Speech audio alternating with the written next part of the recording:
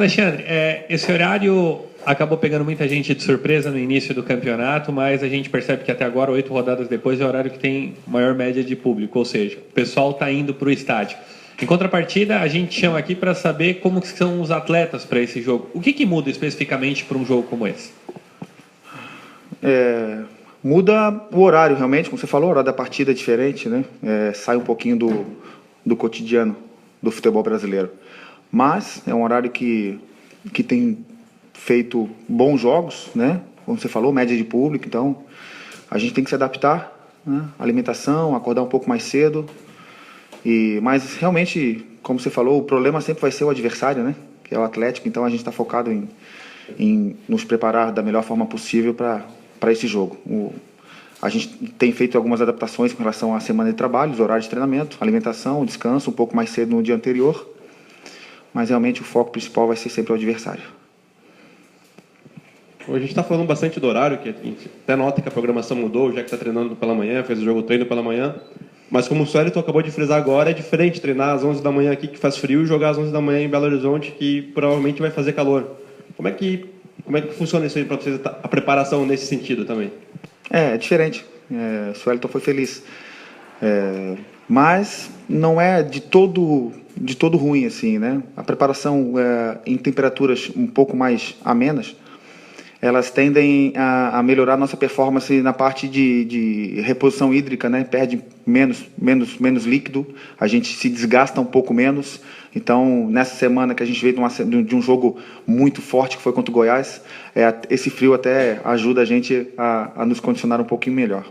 Pouca coisa, né? Mas ajuda. Queria que tu falasse justamente sobre esse jogo do Goiás, que a gente percebeu que no final os jogadores estavam realmente muito cansados, foi muito intenso, né? E como é que eles voltam para essa semana? Já deu para recuperar? E mais especificamente também o Suelton está voltando de uma gripe, o Pop também, os jogadores novos, né, que não estavam aqui antes, como é que eles se recuperaram desse jogo, enfim. Realmente o jogo foi muito intenso, era um jogo de pressão, a gente precisava realmente muito do resultado positivo que veio. E alguns casos, né, do jogo, algumas historinhas do jogo acabou fazendo com que o jogo realmente fosse mais intenso do que o normal, do que de um outro jogo, porque a gente saiu atrás do placar e o time de Goiás é um time que contra-ataca muito, o jogo fica muito intenso, a gente acaba acelerando muito mais para conseguir bloquear as ações, principalmente ofensivas do Goiás. Então a gente conseguiu virar o jogo ainda no primeiro tempo, no segundo tempo tivemos jogador expulso, então foi um jogo realmente muito intenso, que realmente custou muita energia para ganhar o jogo, que felizmente a gente ganhou. Com relação ao Suelton, veio bem, realmente ele não estava apto a fazer o jogo, a estar à disposição do último jogo, por causa da amidalite, infecção na garganta é ruim, se alimenta muito pouco, acaba fazendo uma dieta mais líquida, então ele perde peso, né? Então não consegue nem trabalhar direito.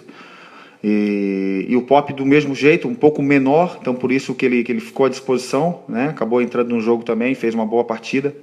E é isso, o grupo está recuperando um pouco mais demorado, porque realmente o jogo foi um pouco mais extenso, mas hoje a gente já conseguiu fazer 2 períodos e tenho certeza que até domingo o grupo está 100%.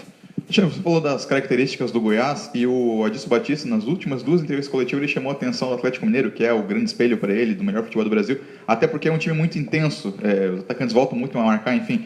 Existe uma preparação específica, no caso do Joinville, para enfrentar um time que se desgasta mais também?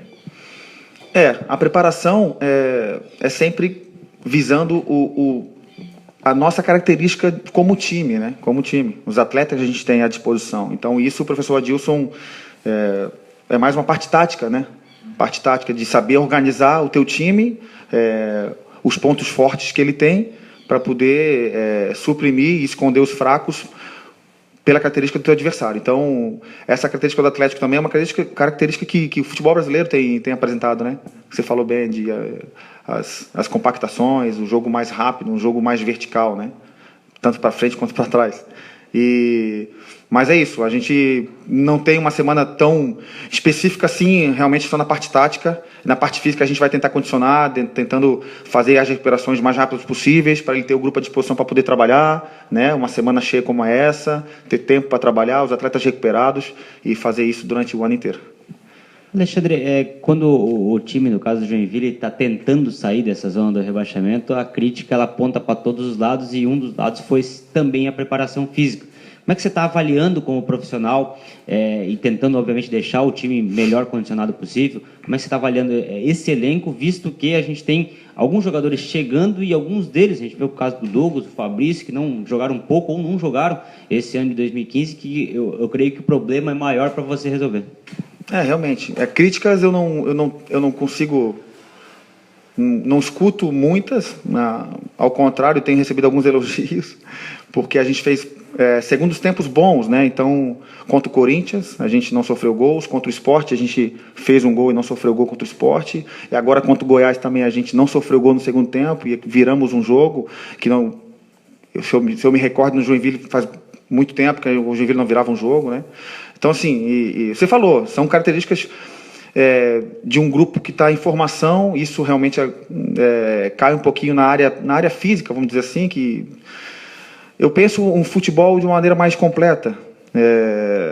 A parte física ela está sempre englobada a parte técnica e parte tática, né? Se eu erro muito condição técnica, eu me desgasto mais, né, para recuperar a bola e tudo mais.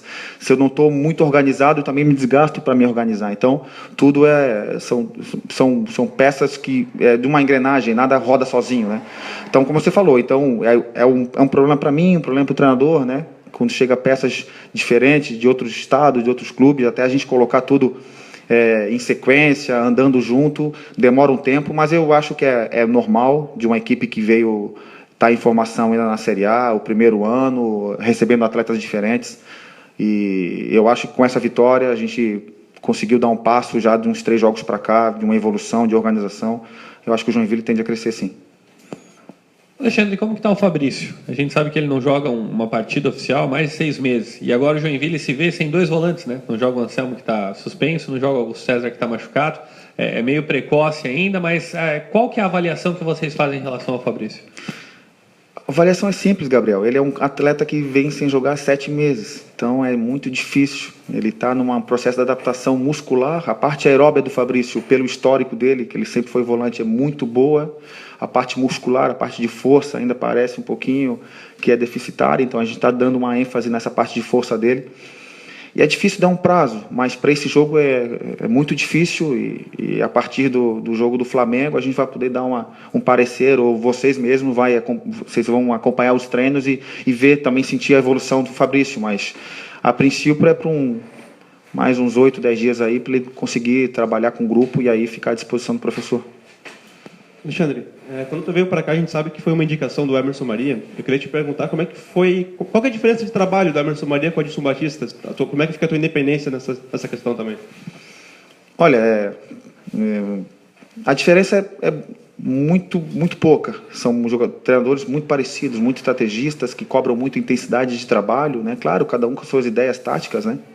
Mas o professor Adilson tem dado total liberdade para mim trabalhar. Eu continuo realmente seguindo à frente da preparação física, muito feliz aqui no Joinville.